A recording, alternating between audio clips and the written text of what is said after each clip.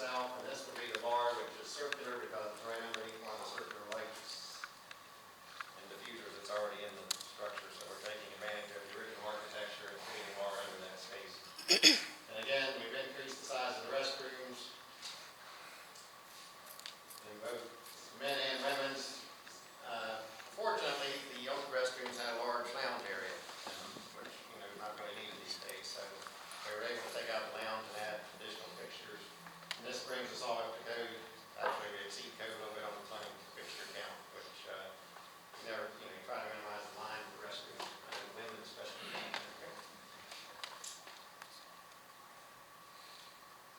This is just a few 3D cross sections. This is the original light fixture in the ballroom. This is a cross section showing the vaulted ceiling that's currently there, and just a few relationships how the building's put together. Very complex building. Here's the bar to cut the building in half, long way. This is the front lobby down below. This will be the beginning of the ballroom. It's also cut right at the ballroom level. So you can see there's a lot of complex things going on. We have the kitchen. We're tucking away under the third floor area, which is under the balcony. This is the kitchen. This is all under the balcony, so you have to keep in mind all this is sloping down. So we've had some.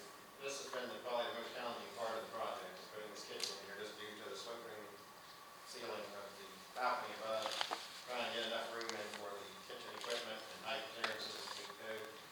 As you can see, we have the elevator here. We load the elevator, take it down to the next floor below, serve the ballroom. And this is a small prep kitchen here, and this is an egress stair, as well as this stair goes up into the balcony. Again, here's a shot of the kitchen. It looks complex because it is complex. It is very complicated area right in through here, trying to get under these beams and everything, but I think we pretty well got it worked out. And also, sound's also an issue, of course, with the kitchen underneath the seating, so that's something we're going to have to really be sensitive to. And the projector booth and balcony, as I said earlier, currently the seats come back to about this level. So we're going to build a platform out over that, level with this front stair. So this would all be loose seating, tables and chairs, so there could be dining up in the back here. Here's the elevator that accesses this area. And this is the projector booth, which is elevated from this area by about 3 feet. There's also a set of stairs that comes down, that goes all the way down to the first floor. And this portion is the balcony. This is the front line of the balcony right here. So this is all too low. And this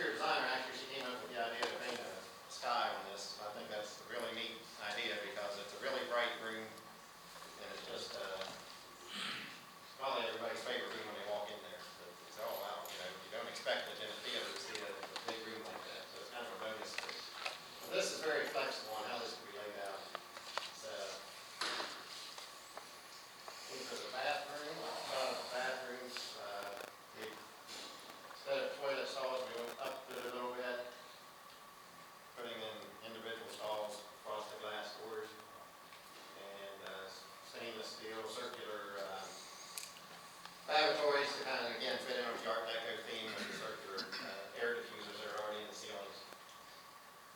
This is still in progress, so please note the scale's a little bit off on this yet, but trying to come up with an Art Deco blade sign for this. New marquee that would match the existing, just because the old one's pretty well shot. And the technology's way out of date, obviously, and everything that LED these days. So here's just a few shots of it. Interior, this would be interior lobby. This is, again, still in progress. If you remember, there's currently a ramp that comes up here. We're taking that ramp out because it does not meet ADA standards, and also this creates a lot of oddball spaces when you have a ramp coming off onto a level spot. And it creates a lot more usable space within the lobby. And that would be the elevator, entrance to the new elevator. We also have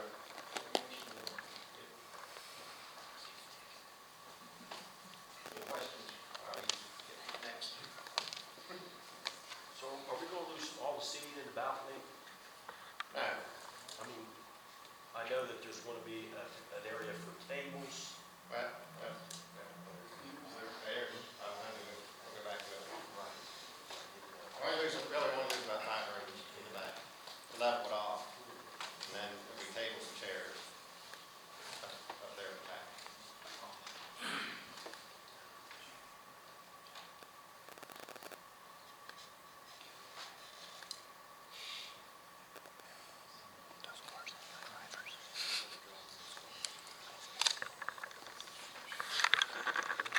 This is still in progress, like I said.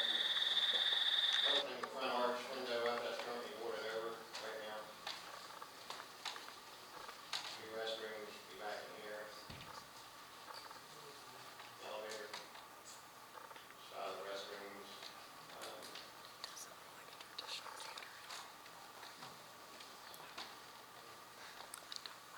Balcony for auditorium.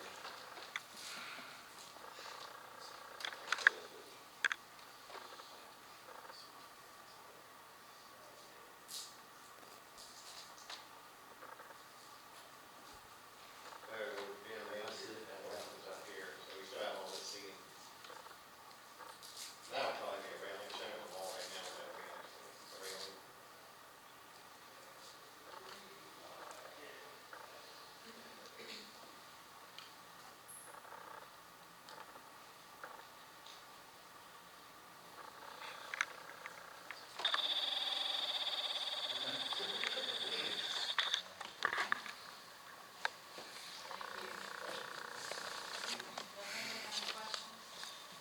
I know that we won't know for sure until the bids all come in and it's chosen, but you'll be able to determine like a ballpark of what it would be worth and cost to build that. Well, we're still in that process, really, because we do have a professional cost estimator on our team. But they don't want to see it really till the plan is developed far enough.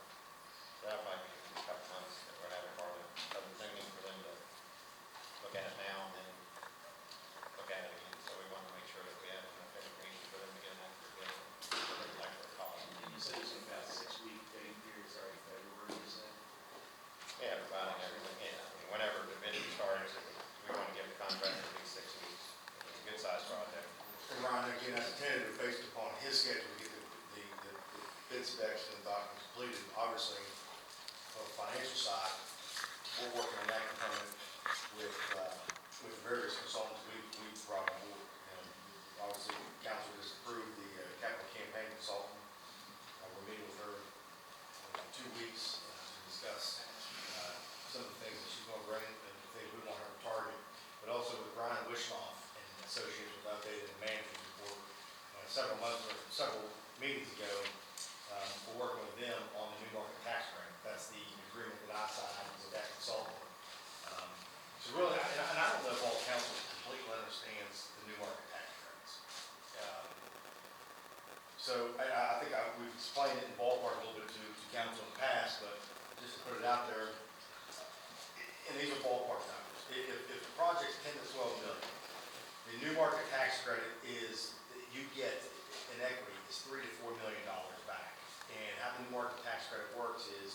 investors from across the country who want a federal tax credit buy these treasury tax credits that are issued to the CEDs, which is Community Economic Developments. We are, through Brown and Wishnoff and Associates, attempting to partner with a CED that has allocated the funds from the Federal Treasury Department.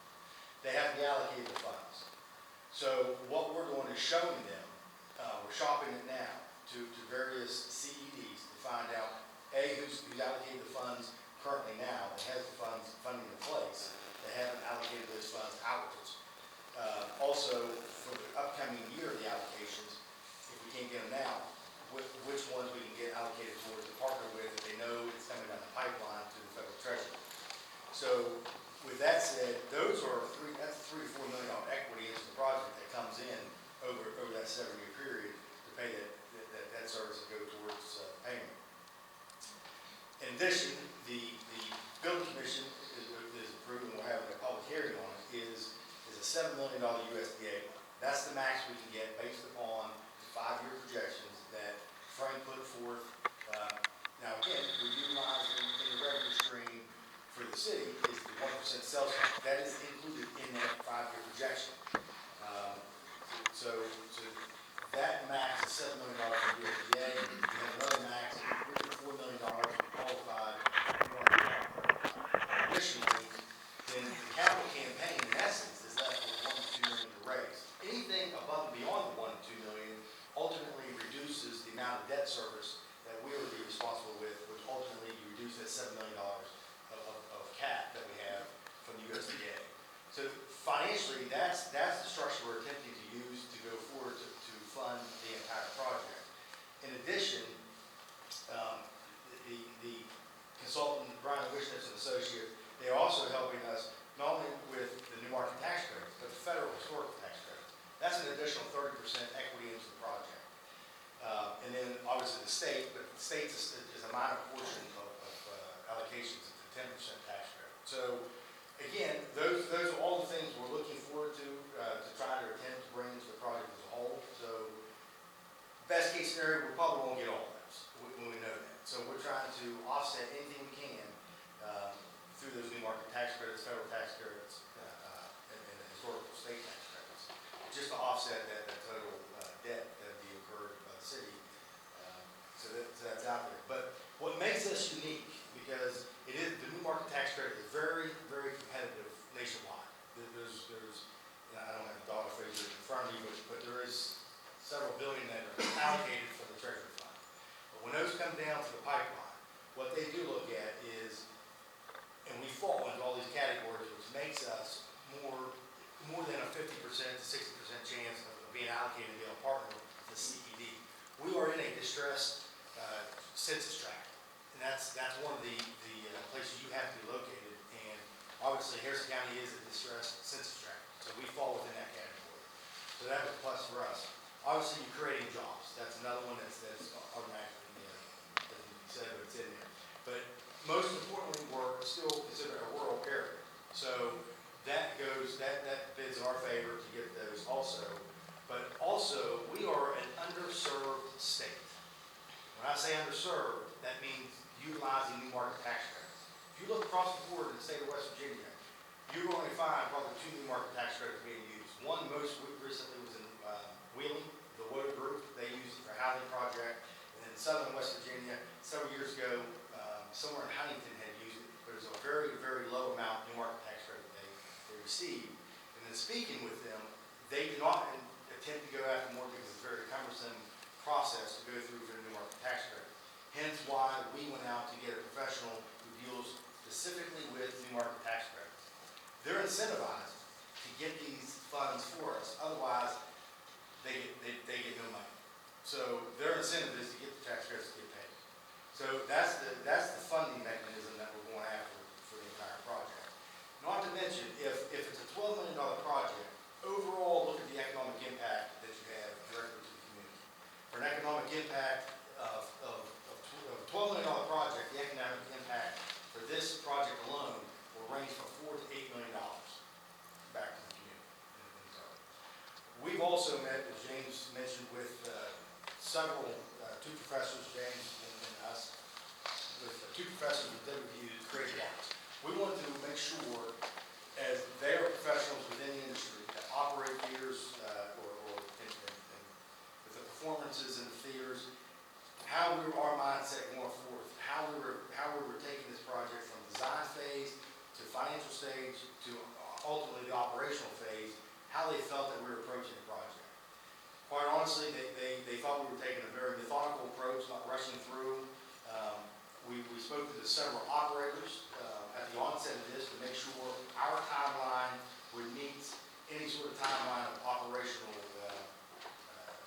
vendors, per se, that would be an operator to it. Because obviously the city does not want to operate this theater, and we shouldn't be in that business. Now, owning it is a different story. So we've had those discussions. Most likely what we've come up with, we've done the RFP for the capital campaign consultant. Council did approve that once she's on board. The next phase would be to bring on the operator.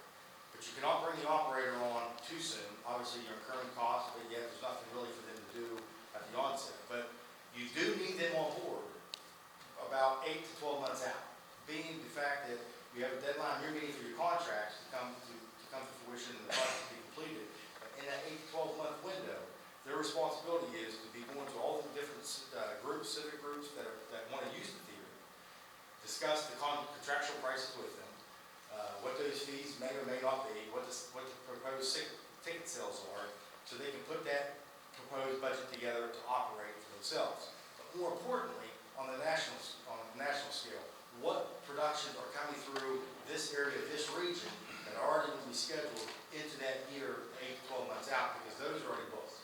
Regional theaters in Pittsburgh are already booked. The Clay Center in Charleston's already booked. If there are two that are booking here, the operator would have the opportunity to pick them up very cheap for a midweek show, which obviously would have an impact to downtown Clarksburg, bringing in entertainment activities throughout the week. So that's the overall plan is to operate, is to have the third party to be the operator and to run the day-to-day activities of those. And then the employment and all that would be the responsibility of that operator. To tell you what the dollar figure is for an operator, we don't know that. Obviously, that's a contractual price, same as when you hire an architect, same as when you hire consultants.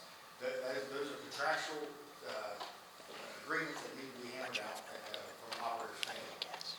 But what we've also done is doing our homework. We also, I don't know if I have it with me, we've also worked with John Cooper for the amphitheater to take their major, what we're going to consider major concerts, some of the larger concerts they've had out there, took their seating capacity, what those costs were to bring those productions in, and also what their ticket sales were.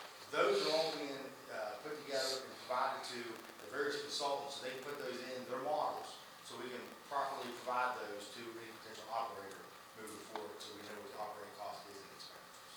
So that's the approach we've been taking to this, and reaching out to people, various professionals within the industry, to get their input and find out where, if we're going in the right direction, and B, if we should take that direction. Is the long-term plan for the city to remain the owner of the theater, or to spin it off as some kind of nonprofit or something? On the onset, what would be proposed is obviously you have a bond issue, the USDA. So to have the bond issue, the building commission would actually own the building. So the building commission would be the partial owner of the building, because they would note, and the bond would have to be secured by the asset. So the building commission would be the owner of the building. Anthony, are you familiar with some of the conversations that the Highland Group is having with bringing in an organization? That I just wanted to make sure, because I've asked from their end to make sure they're not doing this without communicating with you guys. We discuss it at each monthly meeting. Okay. And fieldwide is pretty energetic. Okay. Because ultimately they're assuming that some of those presentations would be held in the theater. Utilizing Absolutely. the funds in the correct way. And they're all going to set aside for. Yeah. Well, and that's the good part of this, is that they've got a good bit of money for entertainment, for performance. I mean, they're excited about wanting to use those funds. assist Yeah, them well, it's a lot of money. to bring in the acts. I just had a couple of quick questions on the proposed, construction schedule. You know, obviously, we know that these dates could move based upon various other factors, but in theory, if you had the bids open on a certain date and 6 weeks later they close, then how soon after that would you project that you would start breaking ground, and when do you think the project would be So completed? you start, probably within a month after the bid opening, time to get all the contracts worked out, insurance, contract finalized. And we're looking at, probably a 12 to 16 month construction period, start to finish.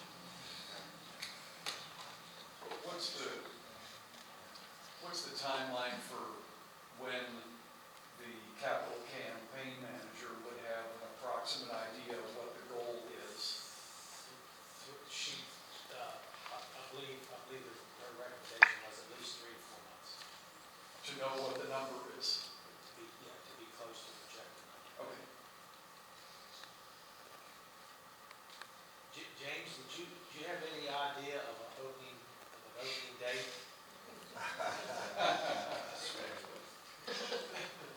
The theater, when it burned in 1939, it was rebuilt actually in 7 months, which is pretty quite amazing when you think about it. Of course, you got to think it was during the Depression, but it opened on Christmas Eve of that same year, 1939. So we were looking at December 24th. Make sure I get the year right, 2017, right?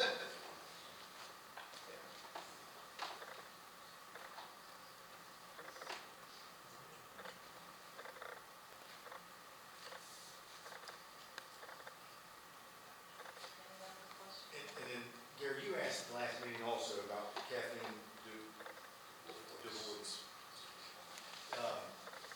In your document that you will. I assume we'll have, It's in there, so that information's in there too. I'll use your hard copy.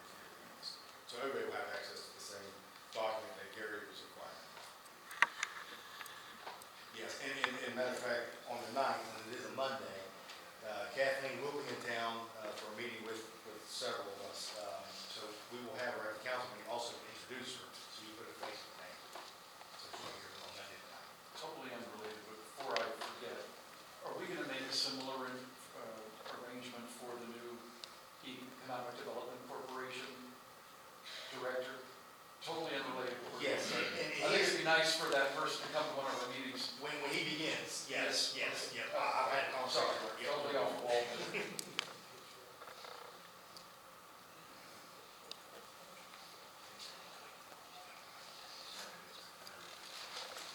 That was a nutshell, that was a summarized version of trying to wrap in the. I'd like to say that's a well-planned project that Mr. Swiger and the city manager and you guys have set out the way that we're going. I think you've been doing a lot of homework and done a lot of thinking about the right direction and the people that you have met with and everything. I just think that, I appreciate all your hard work